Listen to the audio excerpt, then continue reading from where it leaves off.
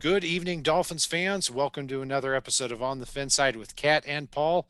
Follow us on Facebook, Twitter, all of our social media outlets, as well as the Fansided Network and FinFanatic.com. We have a new Miami Dolphin, Jaelen Phillips, the 18th overall pick in the NFL draft, defensive end out of the University of Miami. A player that, Paul, we were very, very high on. And, it's a little bit up in the air with him in terms of his health. But he was the first, he was the number one recruit in 2017 coming out of high school, went to UCLA, had some concussion issues, seems to have gotten them under control, went to Miami, and this past year was one of the most dominant defensive ends in the country.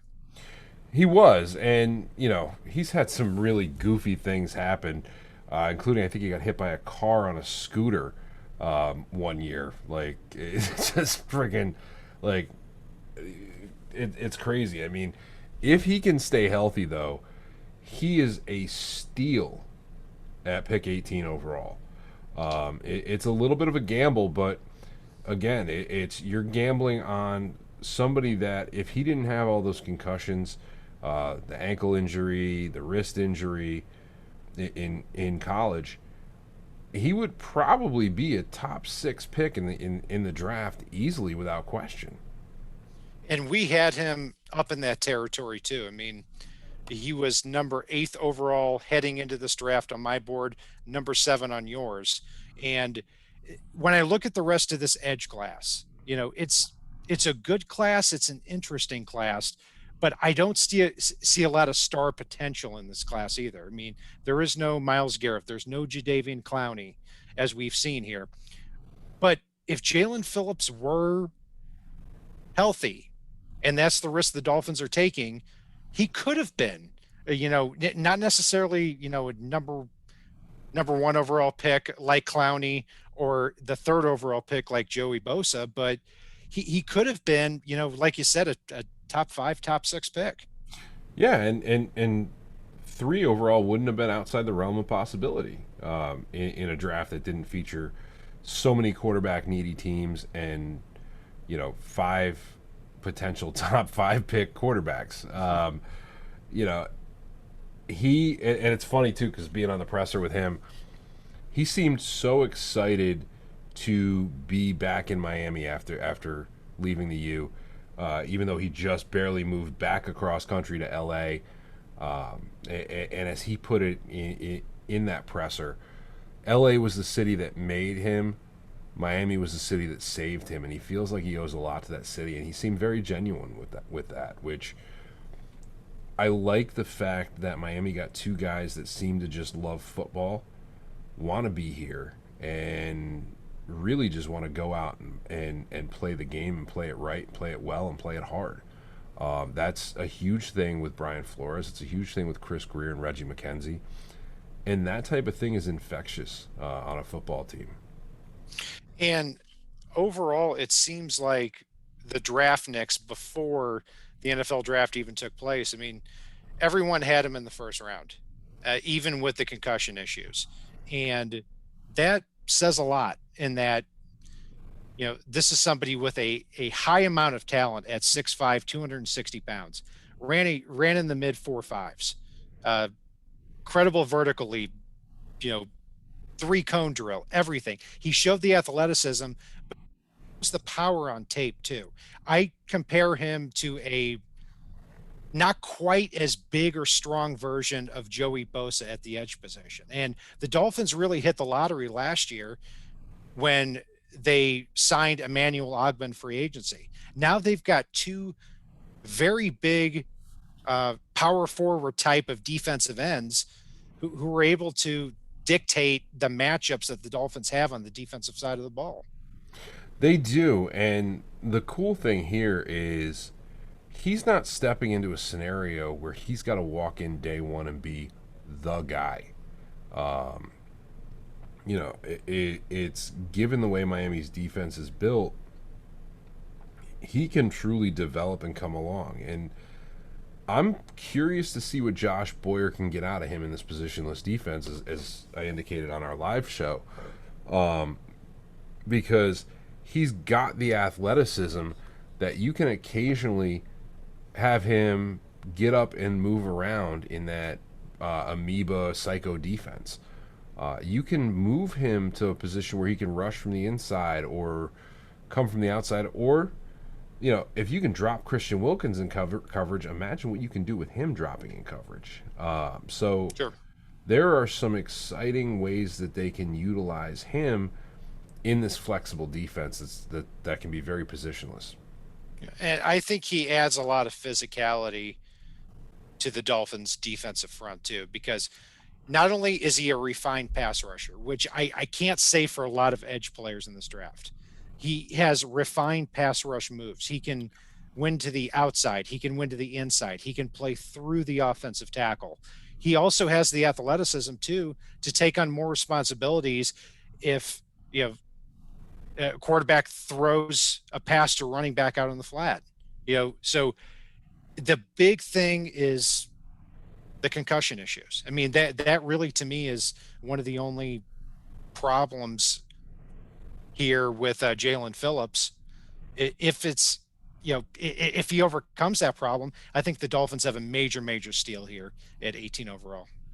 Yeah, and who knows? It may be a scenario where you just got to get him one of those Steve Tasker helmets to run around the field in. As stupid as it looks, if it keeps him on the field and makes him a top 5 talent for years to come for the Dolphins, there are so many things that we can do with that. And he's a really likable guy too, which I like. Like some of these guys just like, yeah, okay, yeah, well, you're a good player, just don't talk much on camera. Um, you know, I can't remember seeing a bigger smile on a prospect about where he was going, where he was playing, and who he was going to be playing with and learning from than I saw from him tonight. So I'm very excited about this pick. I think Miami got two big steals in round one of the draft. And now I'm curious to see where they go on day two. I mean, there's still a couple Jalen's available, in possibly round three or later. The Dolphins go back to back Jalen's here, and um, I certainly think this one is worth the risk. If I'm wrong about that, I'm wrong about it. But I've had him as a top 10 player for on the Dolphins draft board here since about February, and the play strength and the ability to win in so many different ways at the defensive end spot is what separates him from uh, my second, defensive end on the board, who's actually still on the board, Azeez Ojulari. I mean, Ojulari is 6'9", 249. Or excuse me, 6'2", 249. Um, he's refined, but Gregory Rousseau went 30th to the Bills. He's got a lot of question marks. Every edge in this draft has a question mark, but we know what the big question is with Jaelen Phillips. That's the concussion issues. Yeah, If he overcomes those and he stays healthy, the Dolphins might have a star. absolutely. And my second favorite's still on the board as well, which is Boogie Basham, which I know a lot of our listeners love, but I don't see Miami going to that well twice here. So it's we can like a couple of guys. They can have their question marks all day, but at the end of the day, I think we filled that edge role admirably, and with a possible steal at 18th overall. Absolutely. So I'm going to give it an A+ on this.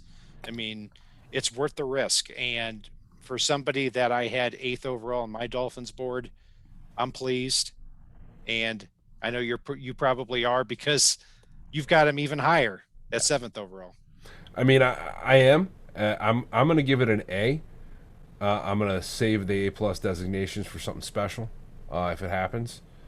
But I love this pick, and it's got tremendous upside. And that's one thing that I love with this coaching staff is they trust in upside, they bank on upside, and they don't. If it doesn't work, they don't draw it out.